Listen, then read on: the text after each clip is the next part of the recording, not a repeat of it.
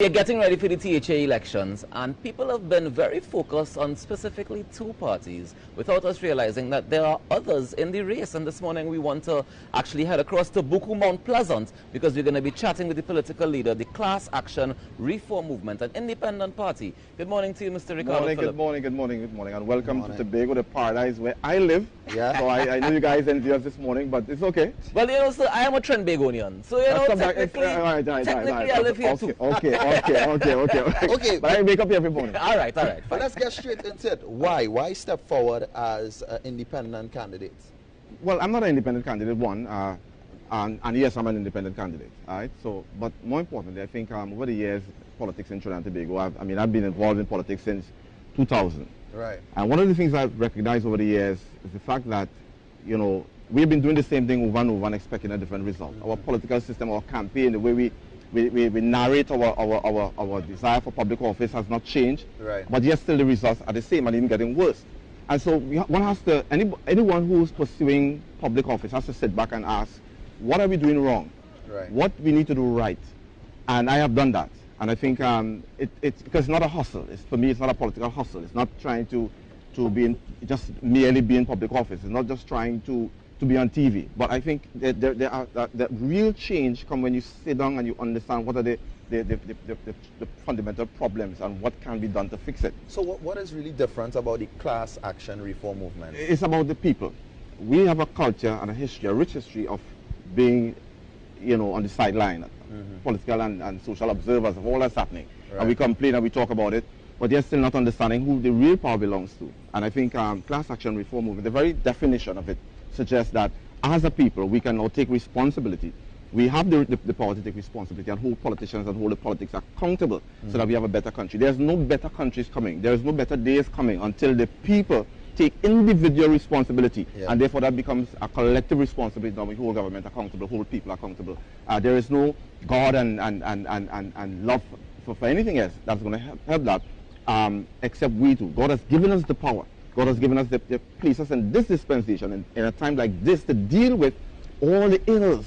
Right. But yes, still we keep searching and blaming everybody else for everything that's happening, and not understanding that we do have the power. What are some of the problems that you see in Buku Mount Pleasant? Because I want to focus on that area. That's the area you're going to have to represent. Yeah, right? but let me just interject here. Tobago is not like most political, most countries in terms of districts and so on. Tobago is one community, really. Right. Because the problems that as I was saying to somebody the other day, when I leave home one morning, I pass about 5 or 6 electoral districts before I actually get to my office. Right. And the problems are the same.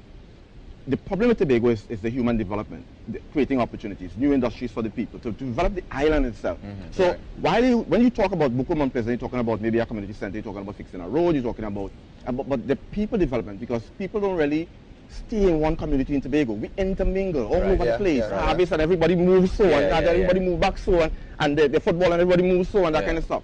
So the problem in Tobago is really the people development and creating the right opportunities for individuals to prosper and to go. And we have so much potential.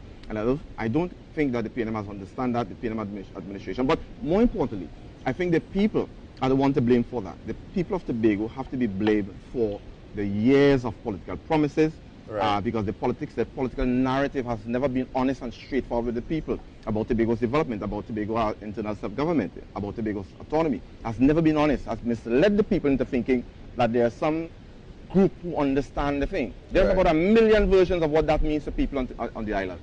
But here's the question, what are you going to do to influence that? How do you plan to influence that change that you're speaking about? Change is the kind of change I'm talking about is painful, it's long, it's difficult, and I have to keep, you know, not get caught up into the bacchanal and the ratty rate, but to have that discussion and to help change mindset, to provide the data, the information that people help make the informed decision, as the case may be. What we see happening in election time, it's not necessarily the best time, but I got to stay relevant. I got to stay consistent.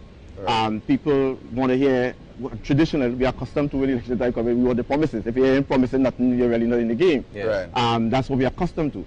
And so that creates a challenge for new political ideas to emerge. But I have to continue doing this, because the truth is that there's not going to be a change, regardless of who win the elections. I know I won't win the elections, I control the THA, but regardless of what happens, there is no change for the better that is coming for Tobago because of the political narrative, because all that is happening on the campaign trail It's not going to But, provide but the some real people would opportunity. say it would make more sense for you to possibly team up, for want of a better Collaborate. term, Well- with one of the existing main parties, so to speak. How come you didn't choose that route? When you get into political parties and power, there becomes a power struggle, as has been happening. The narrative about Tobago independence has nothing to do with Tobago people and Tobago development, but a power struggle for those who think that they understand what was going on in Tobago.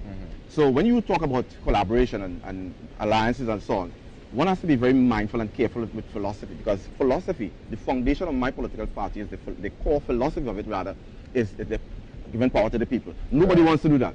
The political climate in Trinidad and Tobago, nobody wants to give power to the people. I want to see the people dictate what's going on. Nobody wants to do that. Everybody wants to... But technically, the people dictate what goes Well, on. there's no technicality about it. The fact is, whether you understand it or not, whether you understand what you're doing is important. A democracy is not about technicality, you know. It's whether or not the people understand that you actually hold power and you have the potential to control all that's happening. Right. Now, the interesting thing for me is that, the people did speak back in January. People said that they wanted something different. They said it was 6 on 6, right? Which is why we're here again this weekend. And, for me, that collaborative aspect of things is clearly what Tobagonians saying that they want. Because some people want this representation from this party or that party or the other party. Your party is only going up for this seat. Right. Right? So if it is you were to win this seat, you would have to collaborate with the other parties. Well, not necessarily. Well, yes, in one sense, yes. But at the same time, I would have to maintain my philosophy, because it's not about compromising and collaboration. Let me make sure we're not confusing. Of course. So collaborating and not compromising, certainly. Because if I have to collaborate with anyone, I'm certainly not going to compromise, the philosophy of the core philosophy of the party. Yeah. Because that is important, that's critical. And that has been happening. You see, when it come down to economics and just power and opportunity, people compromises. When you understand what the fundamental problem challenges that we face in Tobago, there is no compromise. This is my third election in the last 2 years, and there is no compromising. I've heard all the talk and the suggestion about collaborating and so on, but the compromising of the philosophy is my biggest challenge. Okay. So what do you think are your chances of being victorious in this particular seat? Well, I measure it like this. My chances of getting the narrative out and getting people to understand is tremendous, great. Okay. So I don't measure it right now because when you're building something, you got to make sure the foundation is right. You got to make sure that everything is, because you don't want, as I said, it's not a political hustle.